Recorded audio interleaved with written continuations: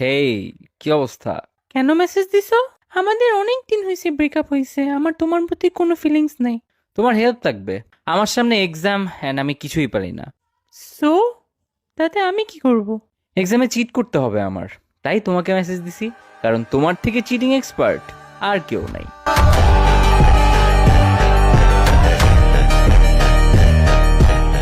How dare you! তোমার সাত কপালের ভাগ্য যে আমি তোমার সাথে প্রেম করছি। আমার মতো সুন্দরী মেয়ে তুই জীবনও পাইতি না। হ্যাঁ, মানলাম ইউ আর প্রিটি, প্রিটি আগলি। তুই আমার মতো মেয়ে দুনিয়ায় আরেকটা পাবি না। ওহ, আল্লাহর কাছে শুক্রিয়া যে তোর মতো মেয়ে আরেকটা নাই। তোর মতো 10টা ছেলে আমার লাইফে আসবে আর যাবে। আল্লাহ তোমার ব্যবসায় বরকত দেখ। আরে যা যা, এমনিতেও তুই দেখতে খারাপ ছিলি। আমি তোমার বাসার আয়না না।